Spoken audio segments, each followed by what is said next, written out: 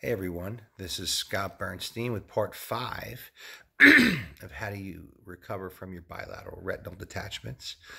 Today is exactly 2 weeks and 1 day since my scleral buckle surgery on my right eye.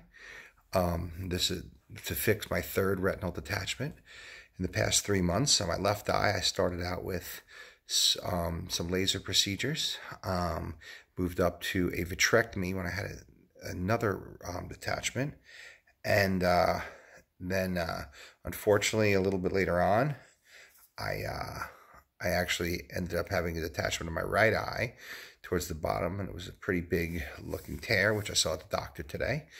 But everything's actually going well. So the reason I was making the video today is I wanted to kind of discuss a little bit about recovering from a scleral buckle versus a vitrectomy. My eyes are a bit sore right now. Really, you're very, very sensitive after a scleral buckle. It's a bit more pain than a vitrectomy. Vitrectomy is a pain in the butt in the first week afterwards because you have to have your head down, but it's not as much pain. So I apologize if I keep blinking. But scleral buckle is just annoying. What'll end up happening is you're just going to be raw. You're going to end up taking eye drops all the time, and you'll get pain radiating here and there around your eyes.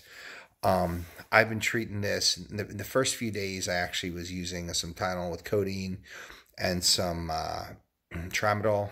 I moved down to regular Tylenol and Advil. I've been taking 2 Advils at a time and kind of alternating them with Tylenol. It's been working pretty well.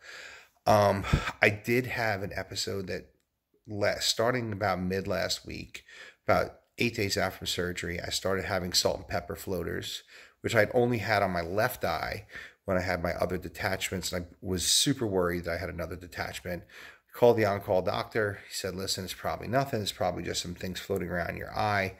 But I went to get checked out anyway today. Today was 2 weeks and a day post-operative. And fortunately, did a full imaging of my eye. They did the wide angle pictures, and they did some of the other scans, and they also did a full examination of my eye. And I actually did not have any new tears. Thank God. I was super anxious about it because I'd never seen those salt and pepper floaters. And if any of you guys are watching this and you have had salt and pepper floaters, you'll know it kind of looks like in your white field of vision, somebody put a bunch of pepper flakes down. And it's just super annoying, especially when it's very light out. Still having some problems now with the light tonight because my eyes were dilated earlier. And it's interesting because I now have a contact lens on my left eye because with my vitrectomy, I actually have a silicone oil bubble in there that's going to have to be surgically removed in the next 3 to 6 months. They're going to be doing that most likely when my cataract grows, because you generally 99.9% of the time with a vitrectomy will grow a cataract afterwards. So they don't like to go and do surgery twice. So typically they wait to remove that silicone oil when that cataract grows. But for now, I have a contact lens in, and that contact is not in right now because I had to get both eyes dilated today to get them checked out. Doctor today was very good. He did the imaging of both. I actually got to see all my tears, and man, the tear in my right eye was pretty big. I was pretty interested. It was pretty interesting to see. There was a little bit of pooling in the bottom of my right eye. Thought that might have been what was causing the floaters, or maybe just some things that were kind of jerked around when I just moved a certain way, which can happen. But one of the things I can say is it's definitely a journey of ups and downs. You just got to keep your head up. But don't think it's the worst. It's funny because when I went in with, just I had a few light flashes in this eye, in my right eye, which was the last one to have a tear. And they're like, yeah, you need a scleral buckle. Like, you've torn. It's pretty rough. And I wasn't expecting it. And today I was really down in the dumps, and I was like, wow, I think I'm going to need another, some sort of another procedure. I think I have another tear, and it was nothing. So it's definitely a roller coaster ride. So just, I've been doing a lot of meditating, a lot of mindfulness, a lot of just trying to keep my head off of it. Been walking when I can. My eye gets really dry when I go out for walks. But I just kind of keep drops of me at all points in time and make sure that I have Advil or whatever. Pain radiates here and there.